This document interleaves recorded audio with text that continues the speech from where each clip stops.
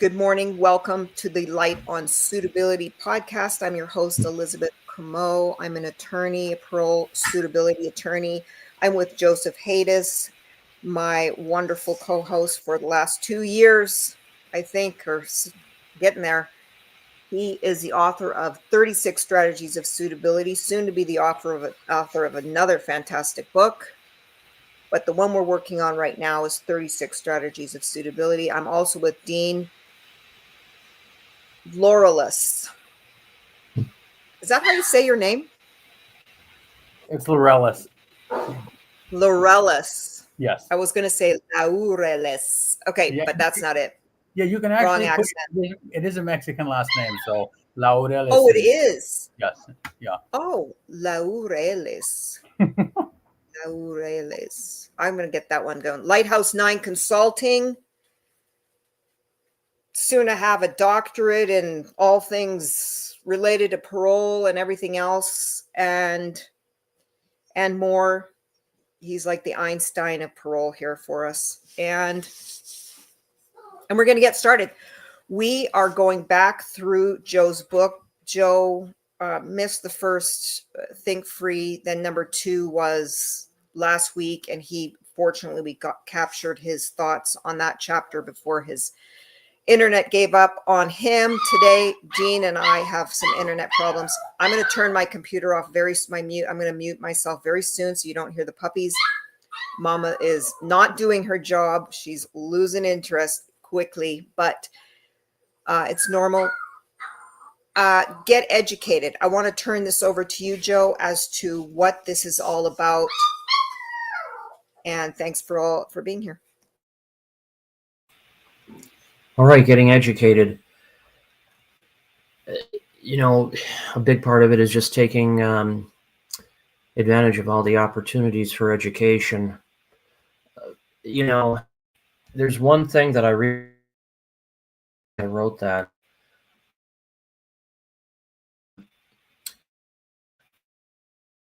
for programming with education,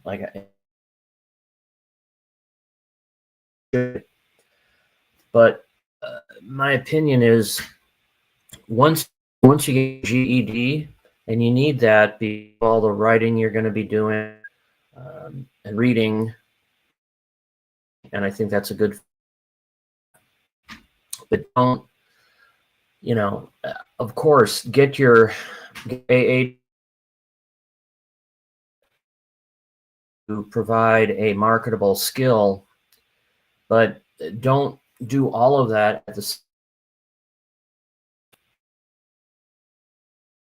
important with a change. So take on it. Yeah.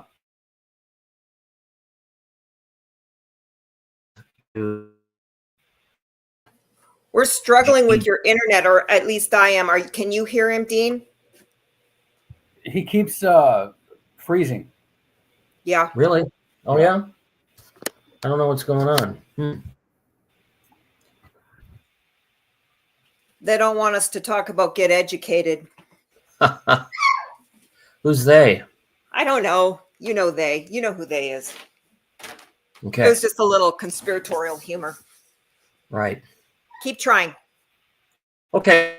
I mean, keep going. So, do get educated and use every to sacrifice programming time, because that's so important when you're trying to change who you are. And, the key in hearings is offender change. So that's what the main thing that they're looking for is offender change. Not, if you have this degree and that degree, they're looking for your attitude, your behavior, your conduct, and what you've done to address your past character defects. So all of that must be a priority.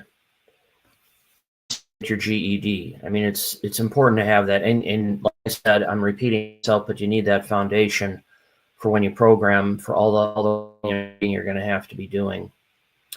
So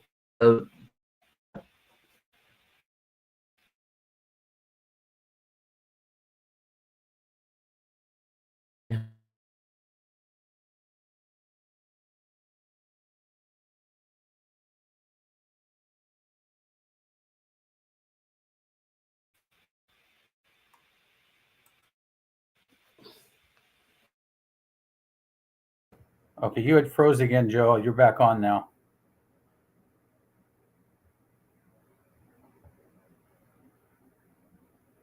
And now you're muted.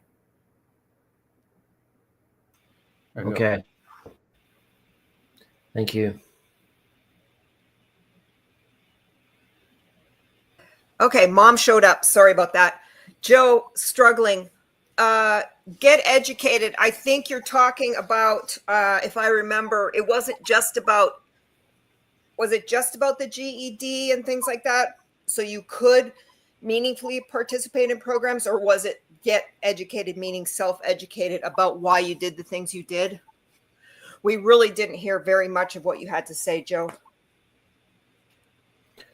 Well, then I'll kind of repeat it and summarize it. So there's a lot.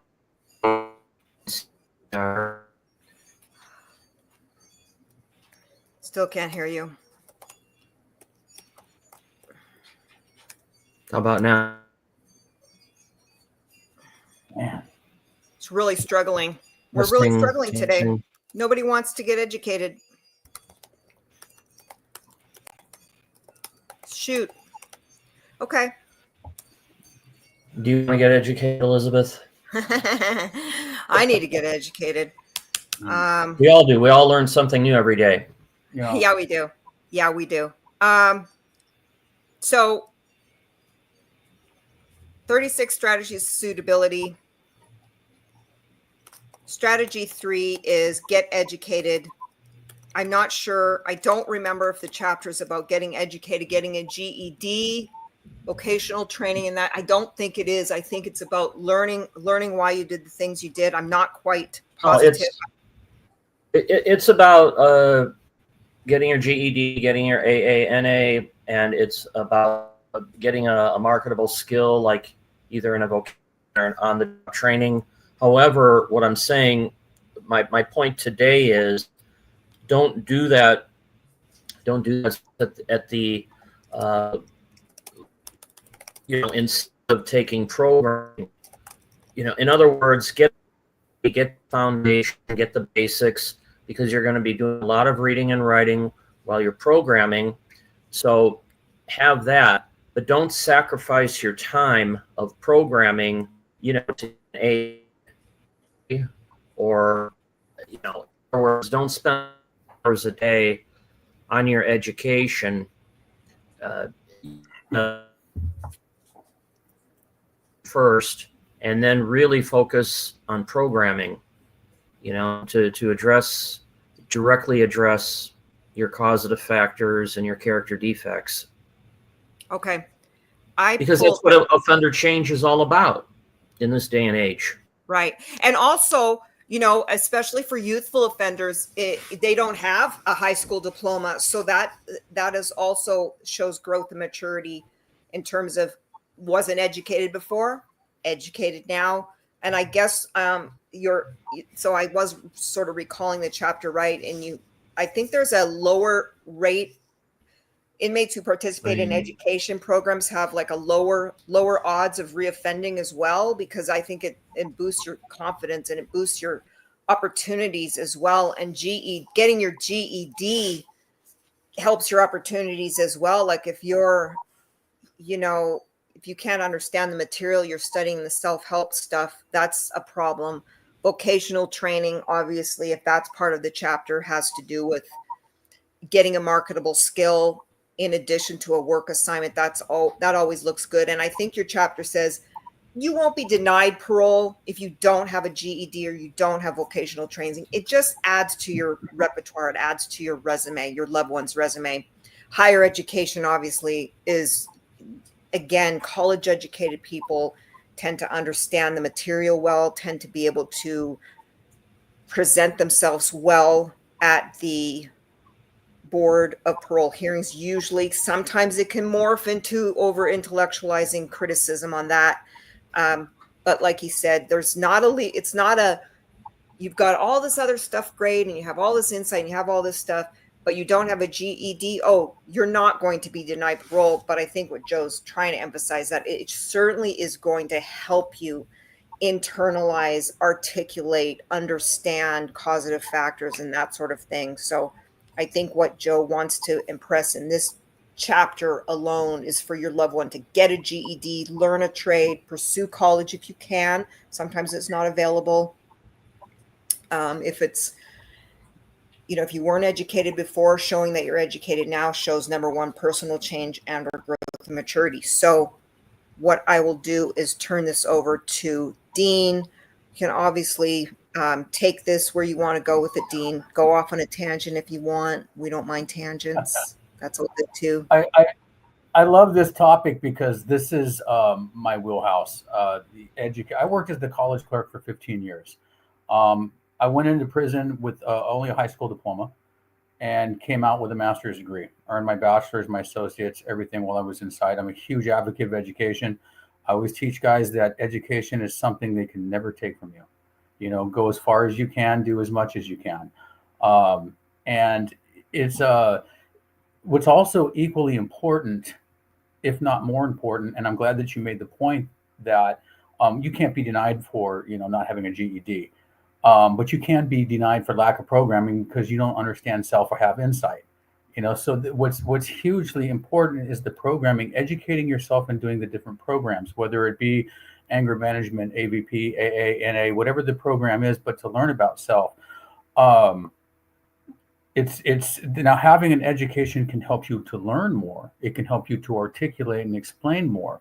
But in my experience, the more that you have, the more that the commissioners expect from you. So it's like when I went in, they weren't expecting me to talk to them at a GED level. So it made for an interesting hearing. But there's a quick little story in this too. In 2001, I had got into a fight and went to the hole. Got out of the hole. Decided that I was going to start pouring myself into college programming.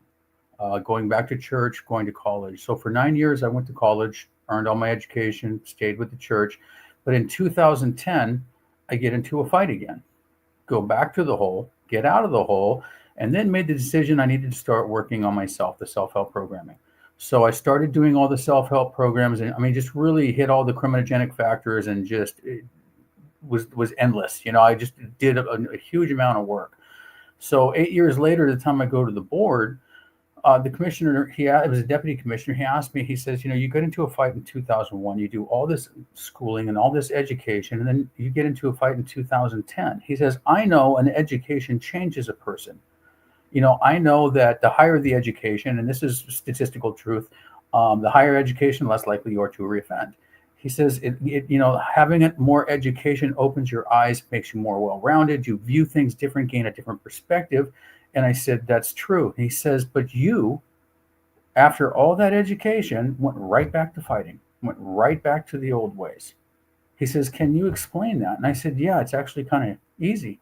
And he says, well, I would really like to hear this. And I told him, I said, well, I was an educated criminal. I hadn't worked. If you look at the paperwork, you'll see in 2010, after that fight was when the self-help started. Until that point, I was an educated criminal. I was still criminal-minded, criminal behavior with a master's degree, so it wasn't until I started doing the work on self that I started making the changes. And that was the self-help programming. And he sat back and he said, that makes perfect sense. And I said, okay, that's what it was. So it's, the self-help studies, the self-help programming. And also a lot of people, myself included, grew up being told that I was stupid all my life. I never went to college because going to college meant I was too stupid. All my friends went to college. I went to the military. I enlisted in the Marine Corps because I was too stupid to go to college. So a lot of people are also dealing with a lot of self-issues, low self-esteem, being told I'm stupid all my life. So I have to address those things because it helps me in school. Because now I look at it and I think, I'm not stupid. I can do all this. So it's all the work on self that helped me to overcome those negative beliefs.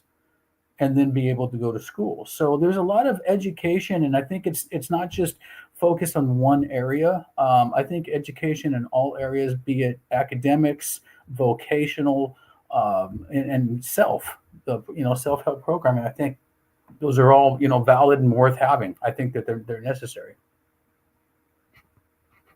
I love that point too. It's just, yeah, you're going to have more self-worth when you get that GED diploma. It seems, we just don't appreciate, somebody like Joe and I, we just don't appreciate how much self-esteem it builds. And I'm actually quite similar in that when I graduated high school with like 4 D's and a B, I think, and that was a passing. That got me a high school diploma because I wasn't interested. My parents weren't interested in me or my brother, and so that obviously affected my self-esteem. And then after that, I tried to repair that after I got some additional courses for my high school diploma. I went to this grade 13 is what they called it in Canada. And I passed that with okay marks. Again, some C's and B's. So I was improving, but I'm not a C and B student. I'm going somewhere with this, but I just love that. I love that observation that you made. It wasn't until law school, even after law school, after all these years I discount, but after law school, for instance, graduating after I was told after the first year that I wouldn't make it, and the college didn't want to take my money anymore.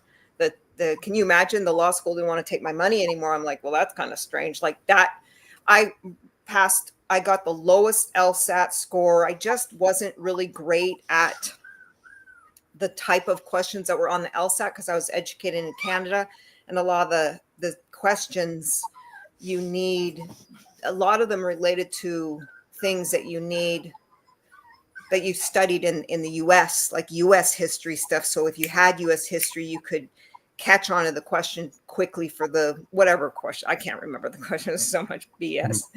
But I got and passed law school. I think I was the bottom of the top tier, did minimal to pass the bar too. Like, I think I had a lot of drama in my life and all this stuff. But after I passed the bar on the first time after studying, like cramming for about 2 weeks, because I'm actually a very good test taker, but slowly but surely I started accumulating. So I fixed the high school thing. I got the technical institute thing under my belt. And actually I self-sabotaged on that. I was 1 credit off and I didn't go to my last exam, and I didn't get just weird. Our human nature is so weird, but I figure you were confessing your stuff. I might as well confess my stuff. But so I didn't pass the test. I was 1 course. I just blew it off. I literally just blew it off that day. I said I didn't want to go. I think it was winter or something. And I'm like, I'm just not going. I don't feel like it. So I missed that. So I had to make that up as well. So there was a lot of making up for me. And there's a lot of, I'm able to capitalize on shortcuts. But then I got the law school thing. Then I passed the bar on the first time. And then, and then I started to work and get myself going in that way. But it does, by increment, it does help to grow and develop your self-esteem, your self-worth, your self-value for yourself. And I have a lot of pride about my law school, my JD. Not that I'm a lawyer, but getting the JD, because it's something I really wanted from a very early age. I wanted to be a lawyer. I don't know why. I just wanted to be a lawyer. And it ended up, I wasn't necessarily the best oral advocate as a lawyer, but I'm there's a lot of strengths I do have. And after all these years, and I think I've gone off on a tangent. I said we could go off on tangents, but the self-esteem thing is so huge, because if you can just get little things that build your self-esteem, it's such a powerful motivator. It's, to keep pressing on and then making those alternative decisions, because you still, after 2010, had to make an alternative decision on fighting. It's like fights were presented to you. Let's not let anybody think, oh, you just got lucky after that. No one confronted you, or you didn't get into the cross path with somebody that pissed you off. It's just, but incrementally, you were able to say, oh, wait, I learned something. What was that thing? Oh, take a few deep breaths, or use humor, or, see things from that other person's point of view, and it all helps. And getting off on another tangent, when you get educated, you are going to learn those tools to dodge those situations. Though your loved one will be able to dodge those situations on the yard, sometimes just by thinking above the other person, not like you're better than them, just that you're like, you know what, buddy, I'm going to let you be right today. You're right. You were first in line for the shower. That's not true. Or they cut in line, and they cut in line. And it's just like 2 years before that, you would have been telling that guy, giving that guy what for. Then 2 years later, you got the programs, you're motivated, you've got you got a purpose in life. And it's all from what Joe's talking about here, is get educated. And it's so interesting, the placement of this in his chapters. I mean, these are very deliberately placed chapters by Joe. It's strategy 1. You've got to just decide, I want to be free. And then strategy 2, don't do the same thing over and over. Okay, fine. Those are mindset things. And now step 3, start to get educated, because you won't be able to know what you don't know, type of thing. And really powerful. I just made the connection there on why Joe has put these chapters are extremely important in the order that he's put them. So there you go. Sorry for the puppies screaming.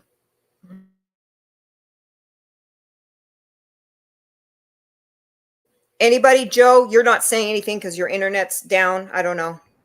Talk to me. Talk to us. Oh, he's frozen. Oh, no, It looks like he's frozen a little bit. He's just frozen. I don't know what's going on. Maybe it's the weather. It's hot. Hot weather sometimes wrecks my internet. But that's it. Strategy 4. Let's talk a strategy. We'll get strategy 4 going. Maybe I'll bring up Puppy up here for strategy 4. Let me see. I liked when you were talking about the importance of, the self-awareness and stuff. It's like, that is so important, because it's like, for myself, if I had never taken the chance just to go to try college, I took my very first class, one class that I was something I was interested in. That dog is so cute. And so I'd like to get educated. Yeah. I'm getting educated. That I liked learning.